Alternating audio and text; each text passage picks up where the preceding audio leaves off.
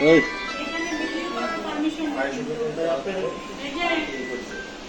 রক্ত আমার গায়ের সাথে সাথে দিতে আমাকে রক্ত দেওয়ার পরে আমাকে বলি যে ঢাকা মেডিকেলে যাও কুমুকে যাও দুটো দিক দেখাইছে ডাক্তার এখানে সবাই ভাঙ্গার ডাক্তার ঠিক আছে আমরা সকালে ভোরে 5:30টায় আলো নিচ্ছে বিভিন্ন কুমুকে গেছি ইমার্জেন্সি ভর্তি করেছে পরে অপারেশন হবে অপারেশন যদি মেডিকেলে একটা ডাক্তার আছে সব কিছু প্রসেস করছে করার পরে বলতেছে যে এই পেশেন্ট সব লিখে নিয়েছি ডাক্তার পরে কর্মীটাকে উনি নিয়ে